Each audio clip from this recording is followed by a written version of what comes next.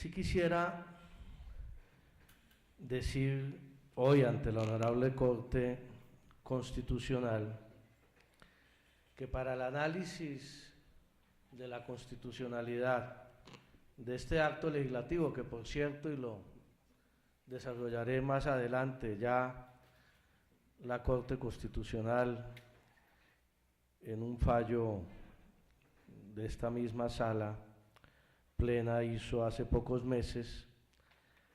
Para hacer ese análisis hay que entender fundamentalmente el contexto histórico en el que se originó.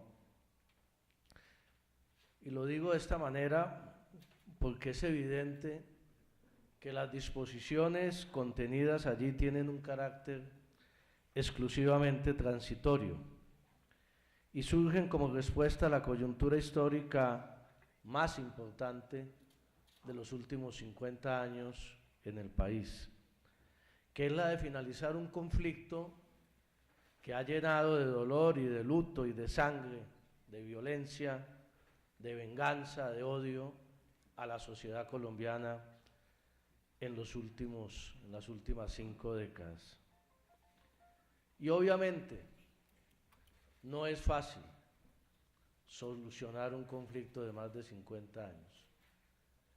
Y para garantizar que esa solución sea estable, sea duradera, sea exitosa, obviamente se requieren adoptar mecanismos extraordinarios y mecanismos excepcionales.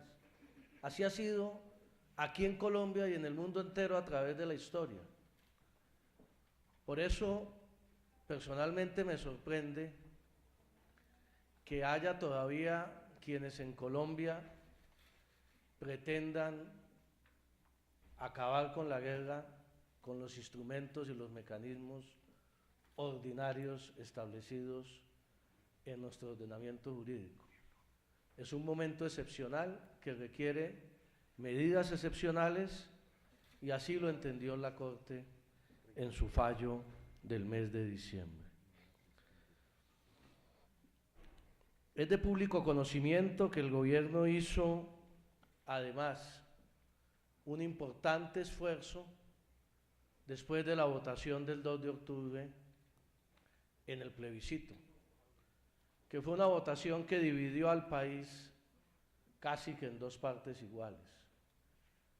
Pero independientemente que haya sido una expresión ciudadana muy apretada en esa época, el gobierno desde la semana siguiente a esa votación se dedicó a escuchar a toda la sociedad colombiana, incluyendo obviamente de manera primordial a los promotores del no.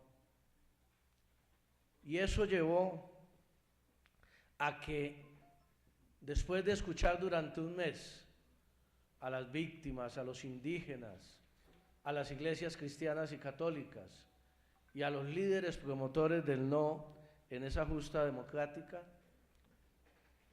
se llevara a cabo en La Habana una renegociación del acuerdo que culminó con el acuerdo del Teatro Colón del 24 de noviembre.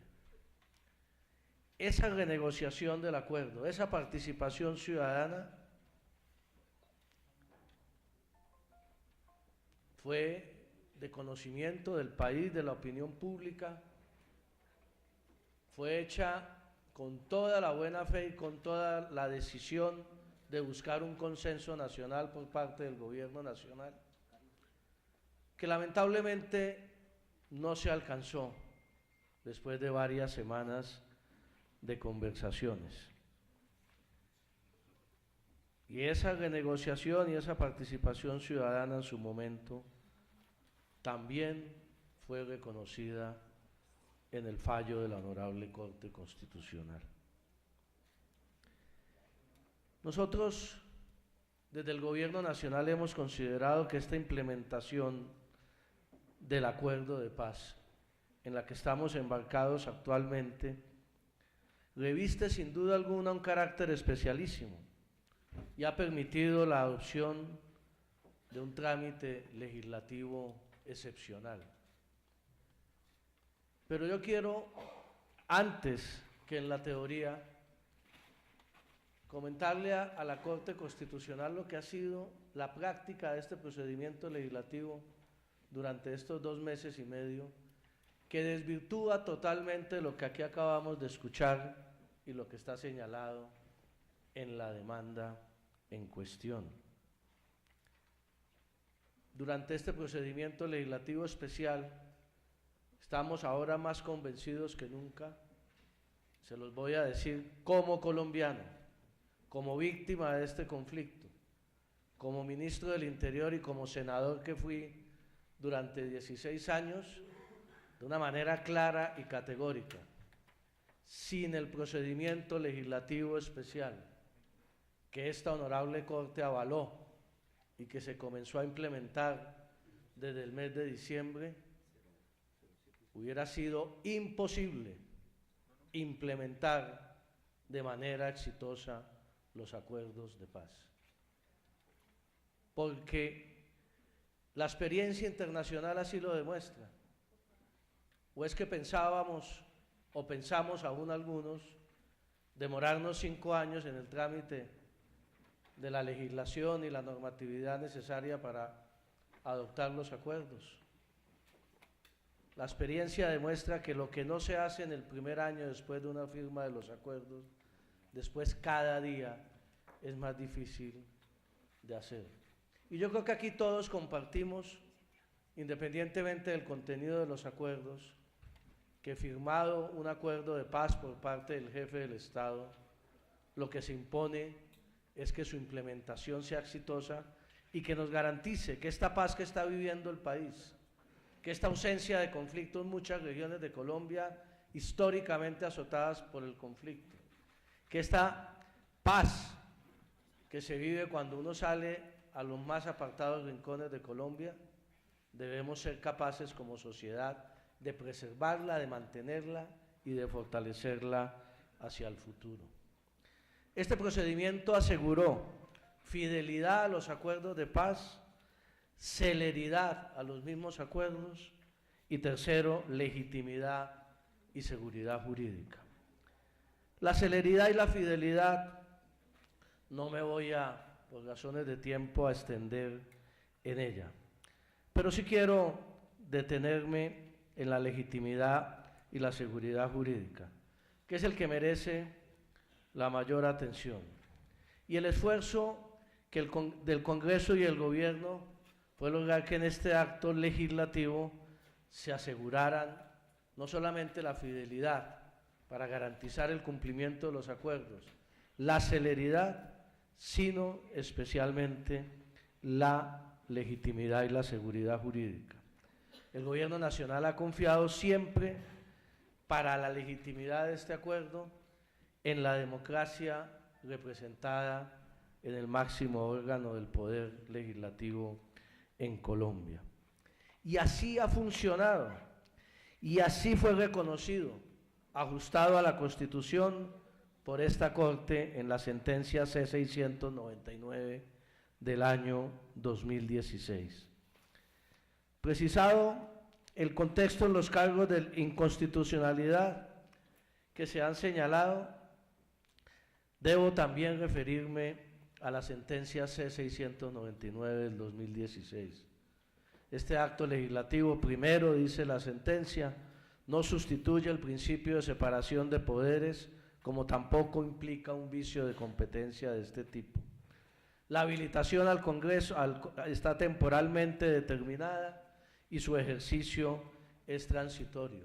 Y algo muy importante, que ustedes lo conocen y lo están empezando a ejercer con toda la independencia y la autonomía de la Honorable Corte Constitucional.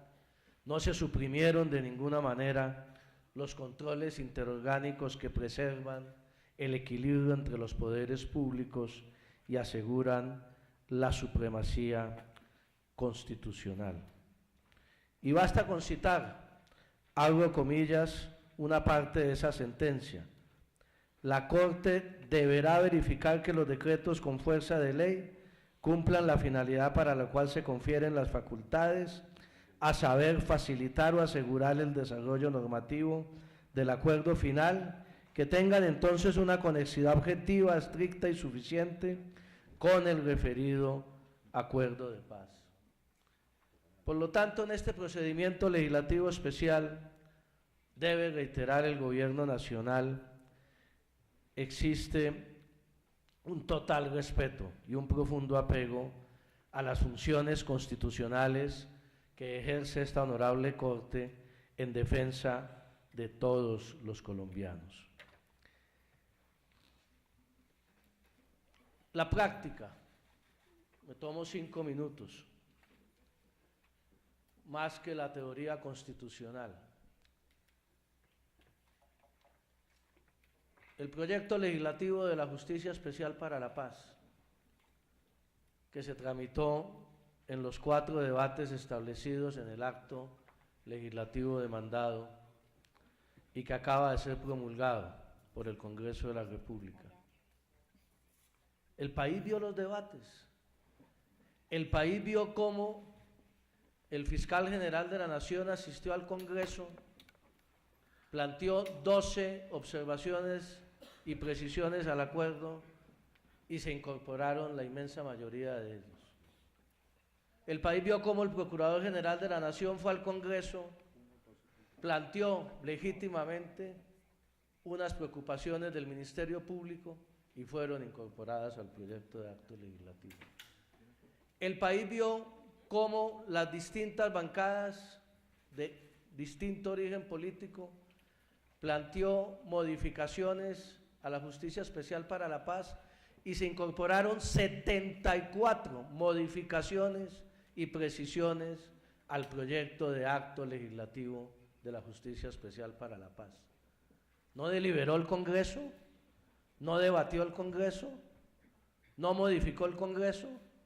¿El Congreso fue un convidado de piedra? ¿No examinará esta honorable Corte seguramente en los próximos meses este acto legislativo de manera automática, sin requerir una demanda pública, la acción pública de inexequibilidad? ¿Es eso afectar la separación de poderes? ¿Se ha sustituido la Constitución? Creo que aquí lo que hay es más un discurso político sobre el contenido del proceso de paz, que es válido, que es legítimo, que el gobierno respeta y valora, pero no una demanda de carácter jurídico, porque ya lo ha establecido la propia Corte Constitucional, este proyecto de acto legislativo no sustituye la Constitución del 91 y no tiene de ninguna manera vicios en lo que tiene que ver con la competencia del Congreso de la República.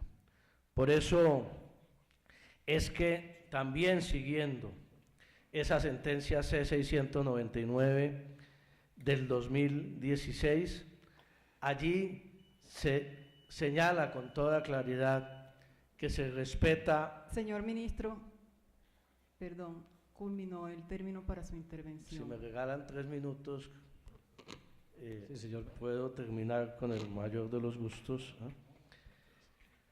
Ese acto legislativo tiene el objetivo de alcanzar la paz, lo decía la Corte Constitucional. Constituye un mecanismo especial, excepcional y transisorio.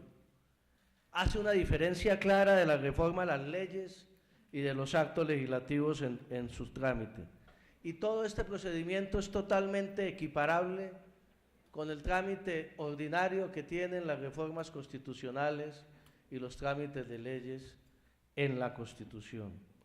Por eso es que podemos decir con toda claridad, en concepto del Gobierno Nacional, que esta demanda no cumple con los criterios del control de constitucionalidad para este tipo de juicio, porque la Corte ya de manera precedente ha señalado que no ha sido suprimida, ni ha sido sustituida, ni se ha desdibujado, ni se ha desnaturalizado la Constitución de 1991.